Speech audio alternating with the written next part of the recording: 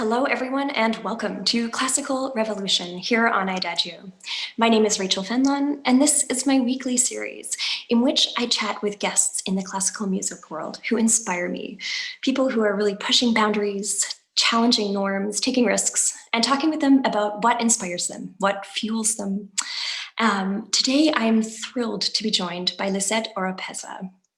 Lisette is one of the most in-demand coloratura sopranos of today, singing leading roles at the most important houses in North America and Europe. She is the recent recipient of the prestigious Richard Tucker Award, the Beverly Sills Award from the Metropolitan Opera, and the breadth of her work extends to recital and symphony. She's recorded 2 studio albums, both of which you can find here on IDAGIO, and I had a great day listening to them today. And she is joining us today from Barcelona, where she last night sang Violetta in opening night of La Traviata. So please welcome Lisette. Hi, Lisette. Hello, Rachel and everyone. Thank you for having me. It's a pleasure to be here. So nice to have you here on the show. Thank you. I'd love to begin by asking about your background to music, and specifically what your earliest introductions to music were, whether there were any specific musical moments which sort of led you on this journey. I would say I was really blessed because I did have a very early introduction to music, and some of my earliest memories are musical memories, and I'm grateful for that. My family is very musical and was always for many generations. My mother was a singer. My grandfather was a singer. My father sang in church, not professionally, but my mother did train to be a professional singer and classical. And so I was able to be introduced to opera at a very early age. And I think that's what made me not ever have any, never be away, shy away from it or never be afraid of it, because I was used to hearing the sound of an operatic voice. I always thought this was a beautiful sound. It never sounded strange or bizarre to me. But I grew up playing the flute. I really fell in love with the flute when I was quite young. I went to see a symphony concert with my school on a field trip. And I was like, "What's that shiny instrument?" And I wanted to play the shiny instrument. And so when I was in 5th grade, I started taking flute lessons, and I joined the band at my school, and I was in band for many, many years, and I loved it. And that's how I kind of started really reading music and learning music and studying music, was as an instrumentalist. But I always sang at home, and my family sang, and so it was just part of the fabric of our family. Right. And what was the sort of kind of trajectory to deciding to become an opera singer? I mean, what kind of shifted from the flute to singing for you? Well, I was even though I practiced the flute a lot and I played a lot and I was in band and I was in orchestra and I really devoted a lot of time to the flute, I was always a more gifted singer, just because I think somehow genetically I was a little more inclined. I had a lot more support from my family as a singer, and I always sang anyway. I just didn't like choir. I didn't like the kinds of things that were available to me as a young singer. I didn't like musical theater.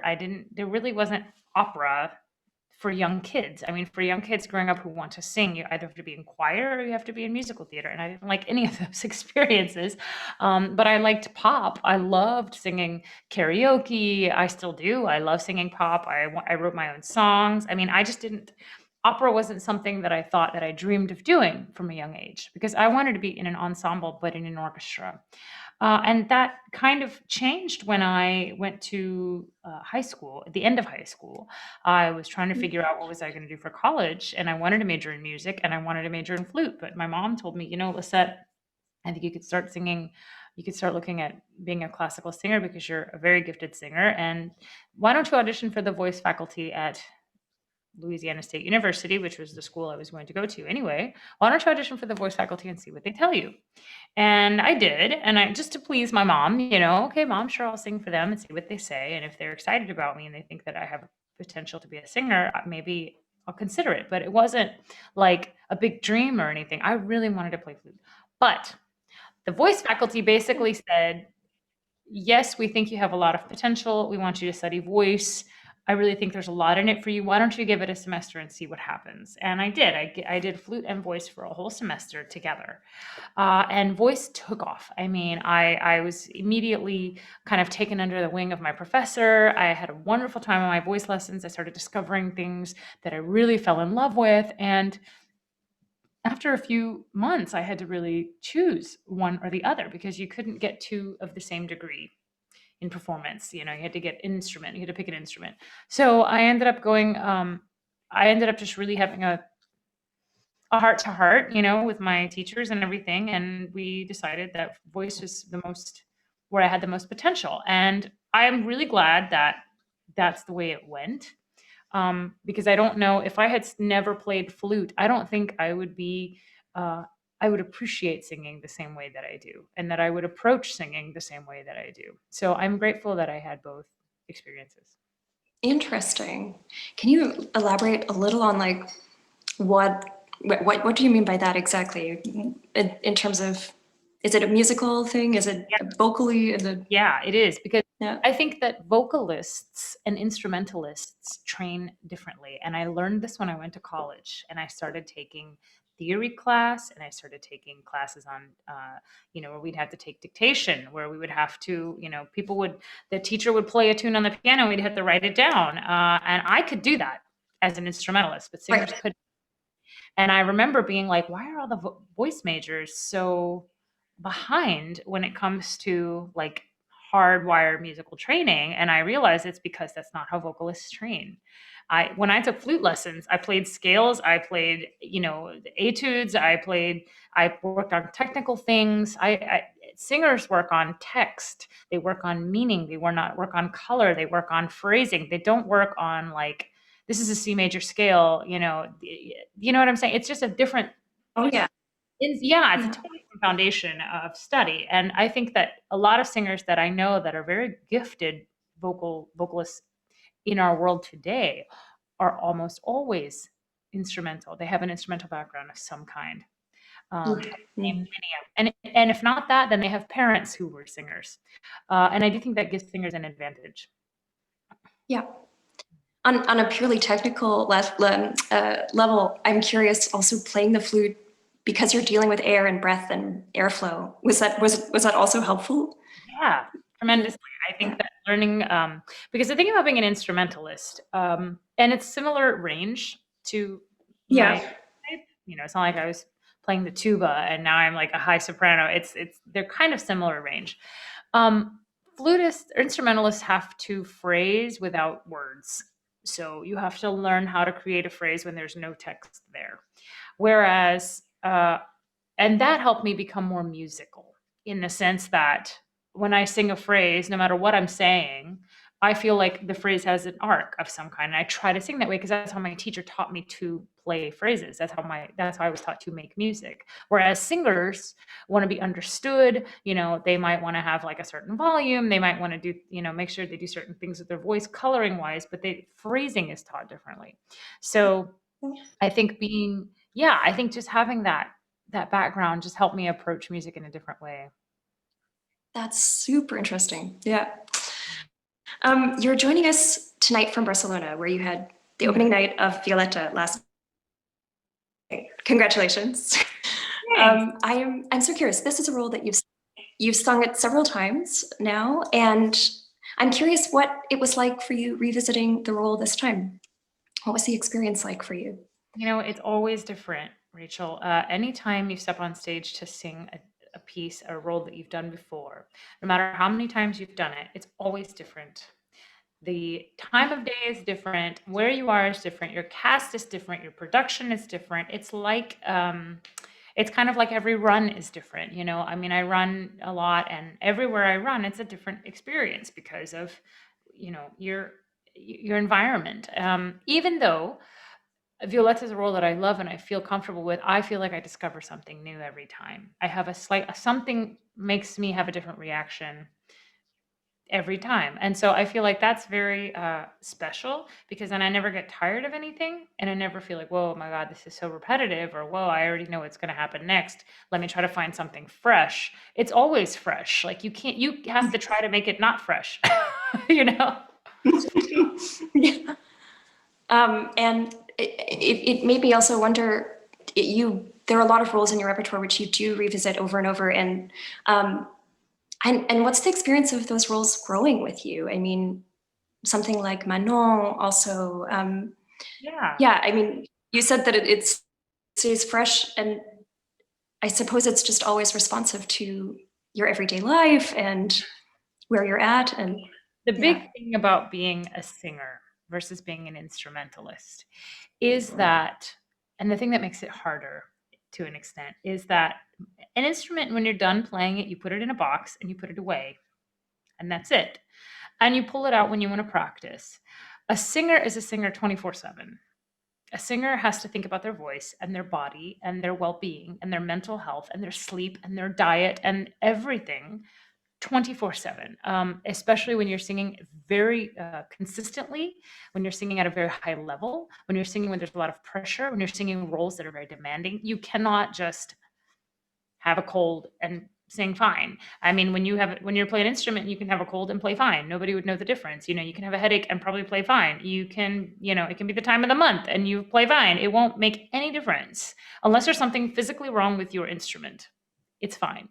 Um, but a singer, everything affects you. So for this reason, I feel like just that alone affects your interpretation of a role every single time you play it or sing it. And as you get older, your voice changes. I mean, certain things don't work the way they used to. Other things do. I mean, you find new things. Wow, I couldn't sing that quite that way before. Maybe I have a slightly better breath control. Maybe I have a new color in the lower part of my registers that I didn't have when I was 24 or 25. Your moods affect everything. How the color just comes out of you because you're in an emotionally different place. I actually feel like I should write a book on singing during COVID, singing during the pandemic, because I've actually sung a lot during the pandemic. I've been very fortunate that I have sung multiple things. I have most of my contracts that I had before, most, not all. Let me take that back. Mhm. Let me take that back. Most of my contracts were canceled, but several of them were reimagined or redone, and I still had to then Yeah. sing something. And that being said, I can tell you with 100% sincerity that the emotional state that we are all under because of this situation Mhm. will come out in the voice, whether or not you like it. And that's a struggle. It's something I've really had to deal with because I am like this emotionally over this whole thing. We all are, Yeah. and all that really affects how you sing, how you sound, how you feel, your stamina, your thought process. I mean, Yeah. it is a huge thing. Wow. And do you have any, like, what are the kind of things that ground you, that take you back, or do you have rituals that you do where, marking and quiet days and these, I mean, do you have things that you can go to even in this like super extreme time? On a good day, yes, when we don't have to worry about distancing. But like, I'll tell Yeah. you an example. Yesterday after Traviata was over, so like the singers, we get tested several times a week. Well, we were getting tested several times a week. Now we're getting tested once a week, but it's the nasal swab once a week before we Mhm. go on stage to sing. Mhm. And because we don't sing with a mask on, the soloists, the chorus has to sing with a mask. The majority of the orchestra plays with a mask, and then everybody in the theater has to wear a mask. But after the performance was over last night, we were all on stage to take a photograph, and I didn't have my mask with me because I wasn't wearing. I mean, I have no place to put it. And I'm on stage, and we just finished. The curtain went down, and we all gathered to take a photograph. And I had like this like panic attack because there were people everywhere, and I wasn't wearing a mask. And I haven't done that in months, been around that many people with no mask on. Like, it freaked me out, and I had like a like, and I like held my breath. I took a photo, and I went like completely held my breath, and then I was just like, Oh no. I'm afraid to be around people. And then the conductor came up to talk to me, and she didn't have her mask on because she gets tested regularly. Like I didn't, but we're kind of in a bubble essentially at the theater. I mean, the way we test so much that we all trust that as long as we're not going out of our house and being silly and being reckless, if you will, with our behavior, we should all be okay. But she was sitting there talking to me, and she was like a foot away from me, and I was just thinking, God, I really miss being around people. Like a moment ago, I was freaking out because there were 50 people. And then I'm talking to this one woman, and she and I are just having a conversation. And for like a moment, it felt like normal life. And I was like, I almost lost it. Like I was just like, oh my God, I can't go through this, like this weird, like I won't want to be around people, but I really want to be around people, because it's a psychological little pull, isn't it? Yeah. How's it been for you? Wow. And I'm in Berlin. We're in our hard lockdown as of today. And yeah, of course, it's emotionally, it's just this every day. It's just, or every week maybe is more fair. But yeah, and this is the new normal, Zoom, and which you're also doing a lot of, because you're also doing your master classes, which I really would love to talk to you about. You've done something like 58 master classes now on Zoom. Is that? I literally stopped counting. I was numbering them all, and I was just like, okay, I don't even know where I am now, because there've been a lot, and I've been trying to keep them up, and I do them whenever I just did one actually this weekend, and I do them whenever there's a break in my schedule and I can schedule one like properly, because they do take a lot of energy. They're long. Yeah. We stick around. And what kind of made you want to start the master classes? Just like the Zoom? Where did that impulse come from? Thank you for asking. I didn't know it was going to turn into quite this big of a thing. When it first started, it was so innocent. I was doing a Facebook Live, and I was just singing karaoke during the very beginning of the lockdown, right? So March, April. And I was just entertaining people. I was just like, doing what I do, just connecting with people and entertaining people. And I started talking about singing, and people started asking about vocal technique. I get questions about vocal technique every day of my life, Rachel. Somebody sends me a message asking me about something. And I started talking about, well, when I sing this note, I do this. And when I sing this note, I do that. And then people were asking more and more. And it was just became this like huge conversation about vocal technique. And I was like, are you guys like curious? Like, do you guys want to know more? Is this something you would like to talk more about? Because I never thought as an artist, as a singer, that people wanted to know from me vocal technique so much. Do you know what I mean? Like, it's kind of like I always felt like it's something that, because a lot of singers who are professionals aren't voice teachers. They're singers, but they don't really feel comfortable discussing technique, because they're not a teacher, and so they don't want to like say the wrong thing or be misinterpreted or be criticized or whatever, or confuse a young singer at worst. I wouldn't want a young singer to hear something from me and then try to do it and it doesn't work for them, and they take it to their teacher and there's this huge problem. So I talk about it, when I do coachings individually, when I used to do coachings individually one-on-one with people, and master classes. But people were so curious, and I was like, maybe I'll just start a masterclass series. Why not? We've got 6 weeks with nothing to do. Maybe, I'll do a little Zoom thing and we'll see who comes. What do you guys think about that? And a lot of my friends and followers were like, yes, I would totally come. Well, we had a sign up. We just opened up a sign up. Stephen helped me set up like a sign up, a place where people could just ask for information, and it was like it exploded. It had like 1,000 people overnight. It was insane. And we were like, okay, well, I have to buy a bigger Zoom package. Like I had the little free one, for like half an hour, and I was just like, okay, well, I guess I'll up that to 500 participants. And then I upped it to 1,000 participants, because in the first class we had like hundreds of people. People couldn't get in. It was crazy. And I was like, okay, this is something people really want. So let's look into this. And we started creating what's the right word? Not an agenda, but more like a curriculum, if you will, about topics that I thought people could really enjoy hearing about. And they're totally free, and they're open to everybody. And there's people from all over the world, and people come and go as they please. And I still have like 7,000 people signed up for these. I mean, I send out an email for these classes. It goes out to 7,000 people, and they come if they can. And if they can't, they don't. They tell their friends. They post it on Instagram. And sometimes people and I hear them sing, and I'll give them like, a few minutes of feedback, or maybe they'll try something, once or twice. It's not like formal voice lessons, but there's always like a subject, a topic. I don't just do them like willy-nilly. So like Sunday, our topic was legato singing, some tools to sing more legato. And I would just talk about a toolbox, of things that that you can try to sing a phrase that you might be struggling with. If the phrase looks like this, try that. And so I'll just do things like that. I'll have like a lecture, and then we'll take like questions from the chat, and then people will sing. I have a little singing lottery. People get to sign up for the singing lottery, and I let them Oh, sing. nice. Okay. Yeah, Yeah. and then I talk about their singing and give them some, some tips and let them try things again, and then that's it. And they've been massively attended, and I'm so grateful because they've created a community Hmm. of people who now are meeting each other from around the world. They're sharing, support. They're they're sharing tips about repertoire. They're talking about their experience in different countries or in different training academies or different universities. And there's this beautiful group, and they're really nice. There's no negativity. There's no criticism. There's no like uh, the toxic kind of behavior. We keep it really, really, really positive there. And we don't record the classes so that it stays private and people feel safe and free and secure and comfortable. And it's not going to be recorded and then thrown up on YouTube or something. Um, and I love it. It's been a blessing, really. It's amazing. It's so amazing that you started this and that it's grown so much. And yeah, you should be really proud about that.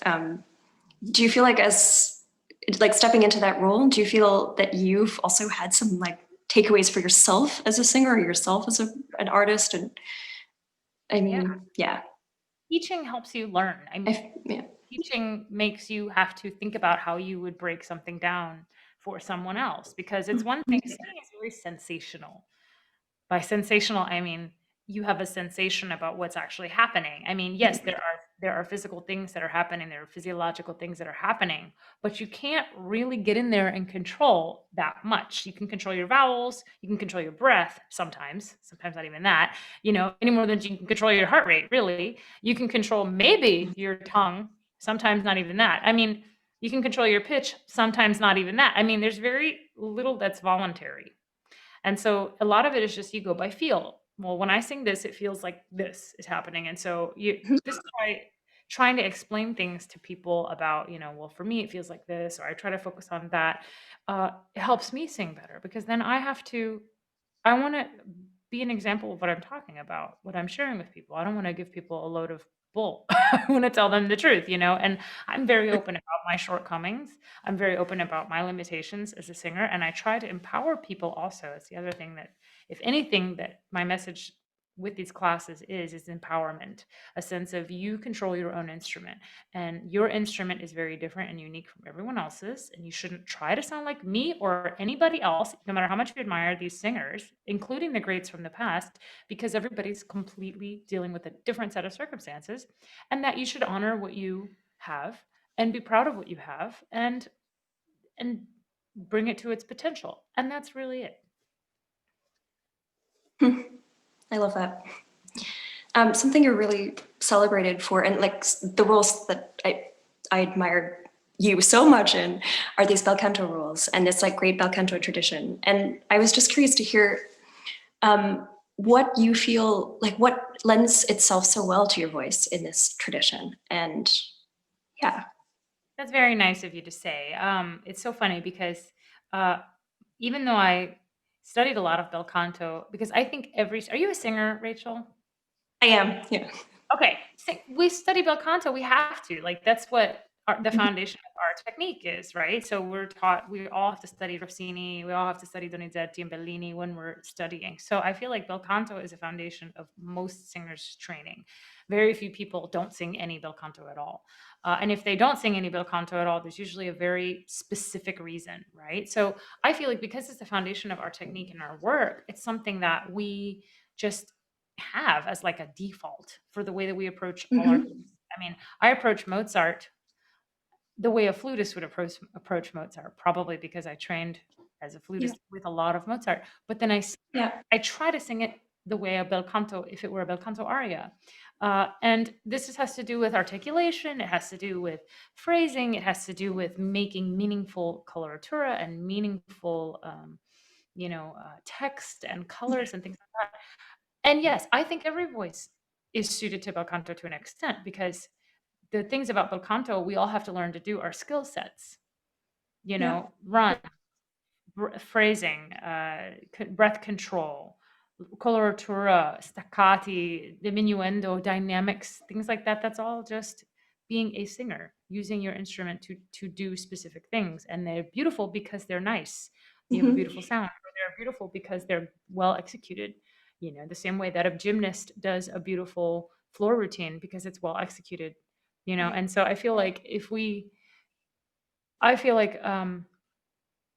even though Bel Canto sometimes is hard to be cast in, I've struggled a little bit with that actually, to be honest. For example, I've never sung a Bellini role on stage.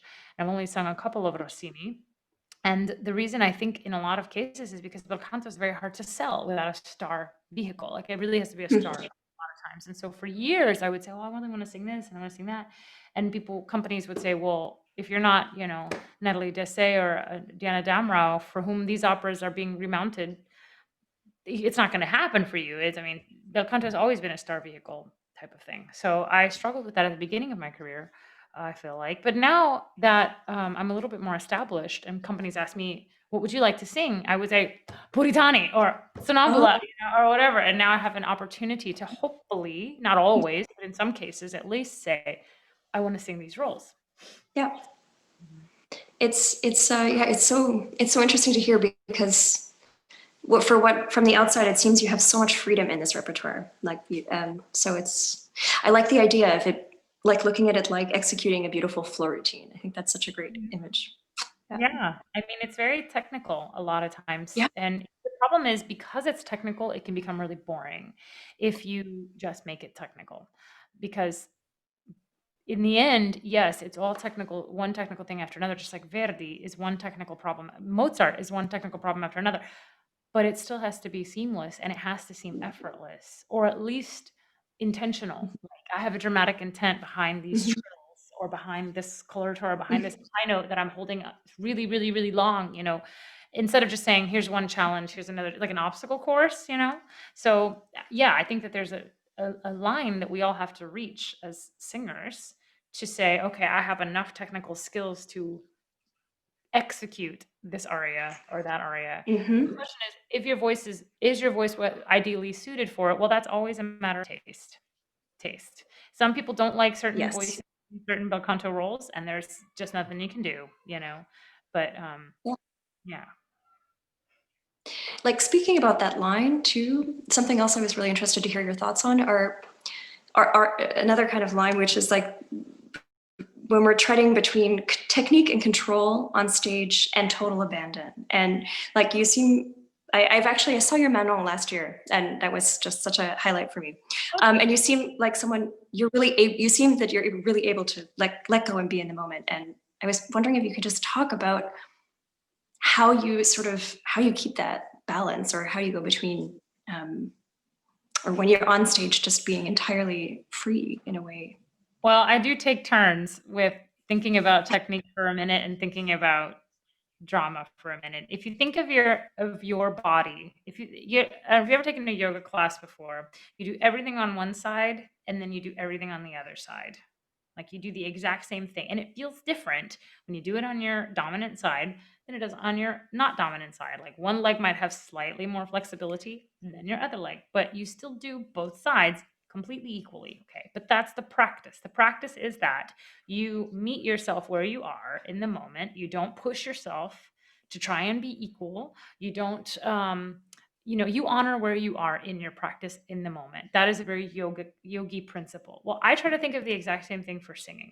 If you think of your performance as one side is your technical side, it might be your more flexible side, and one side is your dramatic side. It might be your more flexible side, it might not, but that you honor every moment for where it is. So like if you're but you in other words, you'd give each one its turn. There are times in a phrase or in an aria or even in an opera where you simply must focus on the singing. Especially if it's a part that you're unsure of, or it's really, really challenging, or you really want to execute it a certain way, you will find yourself having to just be on the right side. And that's it, not playing on your lips. Okay, I'm sorry, I just have to think about my singing right now for just a second. And then as soon Yeah. as I get past this note, then I can like look over at the tenor and see what the heck he's talking about. But like at the moment, I have to do that. So, but if you honor the fact that you really need a little bit of both and you can't just, because if you just sing with abandon, Rachel, Mhm. Mhm. I feel even though it might be really satisfying for you in one part of your your personal experience of an opera. And there, it depends on what type of singer you are, but there will be another part of yourself that's nagging, especially if you go and listen to it again later or watch it again later, where you go, God dang it, I'm so out of tune. Sure. Oh God, why did Right. I not? I ran out of breath. That's not the color I want there. It sounds ugly, or that's not, and your technical side will check in and start going blah blah blah. But then if you have the opposite, where you only focus on technique and you only think about the gorgeousness of your sound, you'll watch it and you'll go, it's boring. I'm not that interesting. Or, my other colleague who's really in the moment is so much more interesting to watch than I am. And if you're really honest with yourself and you watch yourself as a complete third person, which is very hard to be totally third person, you can't be totally, totally objective. You're going to be subjective. You just can't help it. But if you can really say, um, then find where the balance is for you. Like for me with Manon, I had a big struggle, Rachel, because I'd never sung the role before. It's a very long, very taxing part. I had never sung even an aria from Manon, nothing, zero. But I knew I could sing it Wow. probably because I knew I could sing French repertoire. I knew I could sing long roles because I've done many. I felt like I had enough experience points to do Manon well. But then the issue was we had very little rehearsal at the Met. We had no like full run through ever until the final dress. Was singing with a conductor with Wow. I mean, there was a lot of like obstacles. And I'm not trying to make excuses. I'm just saying for me, the experience of it, the whole time I was worried about one thing or another. We didn't have a lot of time to flesh out the character in the production. I mean, with just a couple of weeks for a 5-act opera like Manon, even rehearsing every day, you just don't get through it all. We never got through it in the Zits. We never got through it in any of the stage and orchestra rehearsals ever. I never even got to just do a room run, like ever. And then I was also brought on as a last minute kind of substitute, last minute in opera terms, being less than a year in advance to like learn the role on my own time. So it was very like, do it, but I really appreciate that you enjoyed it, and I appreciated that it was more or less a success. But for me, the experience, it's very hard for me to like be totally objective and say, okay, well, you know, Yeah. Yep. Yeah. I mean, I love this image, the yoga image. It's so great because there's such a flexibility in that. yeah. I mean, Um, everybody's yeah, for trying to me. be balanced, but you're never going to be totally Yeah, balanced. You're really not, yeah. and that's okay. That's fine. Like, Mm-hmm. what is balance anyway? Right. I mean, there are people It's who always say, I wish the singer would sing with more abandon. And then there are going to be people who say, I wish the singer would get their technique together. Like, you're going to literally have the same amount of people saying the exact same thing. mhm. Anyway, Oh. You've recorded 2 studio albums now, which I really enjoyed listening to today, actually. Um, and yeah, I just wanted to hear about, because you're really singing a lot of opera, a lot of symphony, a lot of this, but what the experience was like being in the studio for you, and whether you could imagine doing more of it, what it's like singing Lieder, for example. well, I love lieder. I love recital repertoire and concert repertoire because in college, that's all I did. I mean, we do very little opera as undergraduates. You really sing a lot of song repertoire because that's how you build your voice. You're not just going to suddenly start singing full long operatic roles, even though I did do some operatic roles at LSU, but they were singular throughout the year. And most of my training was done on song literature. And so I have a great love for it. Now, these albums were really just an opportunity for us to record something. I mean, we had already planned to sing the recital for the Washington recital series, the DC, what's it called? DC concert, not DC Kennedy's concert, photo. the the recital in Washington DC, the first album, okay, which is the one that's called um, Without. Yes, I'm sorry. It was so long ago, and I kind of feel like it was like I'm like because the thing is, it wasn't ever meant to be an album at first. It was an actual, honest to God Hmm. title that I asked a local sound engineer if he would mind coming and recording us. And then Vlad and I talked about our program. And would you feel comfortable recording it, Vlad? He said yes. And so it became an album kind of later. But it was never the plan was, oh, let's record an album and let's do this. But the thing is that we, after it was done, I realized, wow, to have a live album like that is quite different from being in the studio. So like I just recorded my first studio album, which is supposed to come out this year in the spring, we really hope. Oh, And that was with okay. orchestra, studio, retakes, very different.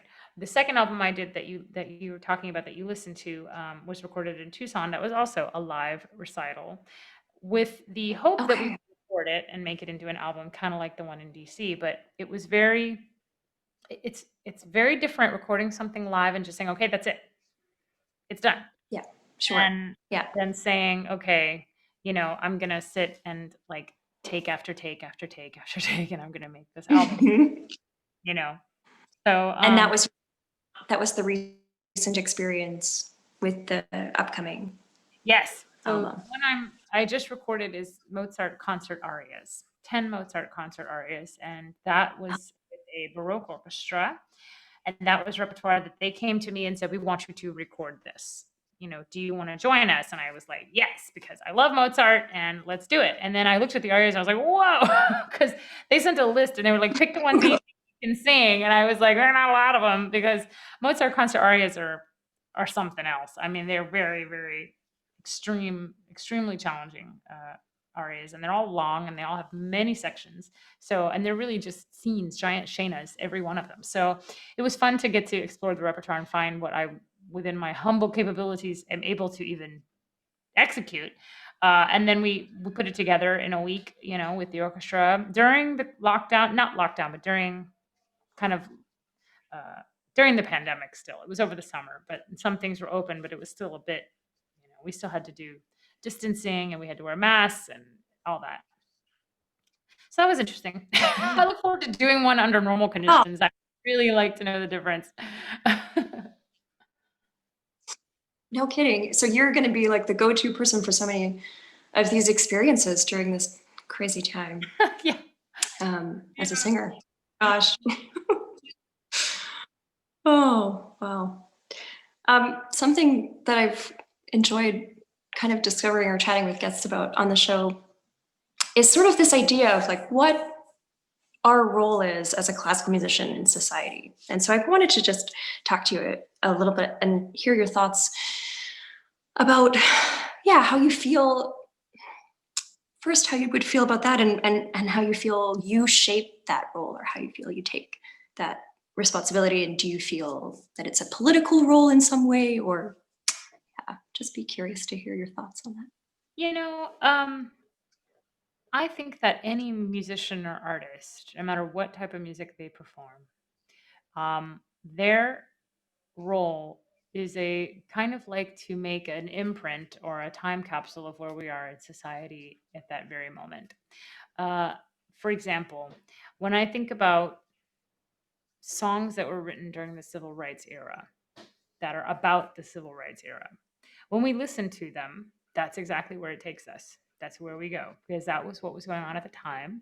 And that's what these people were responding to. And they were giving voice to the emotional state of everything and everyone. And I feel like very much that about even now. Every single project that I have done during lockdown or during COVID, during the pandemic, has a very specific, it is a specific imprint of the emotional state and the physical state we were all in at that time. Like I did a Traviata that was socially distanced. We couldn't touch, we couldn't be near each other. We had to be in our own little boxes. Mhm. That has a very particular had a very particular vibe and a very particular feeling. And so for me, that whole experience is what that was. Now, is every experience going to be COVID? No. And when I look back on my whole career, I hope that COVID is only 1 year of it and that the rest of it was basically something different. But when I also think, what is our role as classical musicians, Rachel? I feel like most of us want to, with our gifts and our abilities, we want to communicate something to someone else in some way, that when they turn to us, when that audience member, that listener turns to us, our art, that we reach them. Like, one of the things I say in my master classes all the time is, and this is something that I heard on a podcast that had nothing to do with singing or music at all, but they basically said, there are some people who will only ever respond to your voice and no one else's. And this is something I think is very empowering, because a lot of us feel like, oh, no one's going to respond to my voice. No one's going to like my voice, because we get rejected a lot. But it's actually the opposite. You're not singing for the people who reject you. You're singing for the people who turn to you and come to you. And it might be one person in the audience who comes to you after a show and says, you don't know what you've done for me. You don't know what that meant to me, how much it meant to me to be here and perceive what you're doing. And I feel like that's the reason we do our job. Even if every other person didn't like you, you do your job, you continue to do your work because of that one person that said something to you in the right moment. So, I mean, in a way, it's a responsibility, but it's also like it's a blessing. I mean, because we don't know how our voices reach people. We have no idea how deeply we reach people. We don't reach everyone. That's not what we're trying to do. That's not the point. We are trying to reach who we reach, who is open enough to perceive our voice and our work, our art. So, is it political? Possibly. Sometimes it can't help but be political, because people during political turmoil are looking for um, affirmation. They're looking for somebody, some artist, to put into art what they have been trying to say, what they feel exactly in their heart. They're looking for their anger or their emotion, whatever their emotion that they're in. They want it to be expressed by someone other than themselves. They don't want to be the only one screaming what they've been screaming. They want somebody else to say it too and say, look, that's what I've been saying. That's exactly the message that I resonate with. That resonates with me. They want to see themselves. They want to see themselves. And you want to, but you can't be them, but you want to speak for them as an artist or speak to them. So it's communication, but it's also a reflection, as I said, of the time that we're in, where we are currently. Yeah.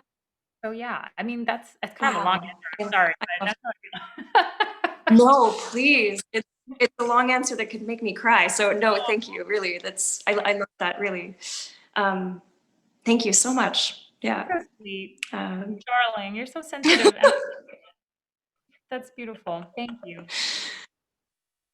Well, Lisette, thank you so much for making time to chat with us today, especially after a huge opening night last night. And so I'm wishing you all the best with how many more shows do you have of Violetta?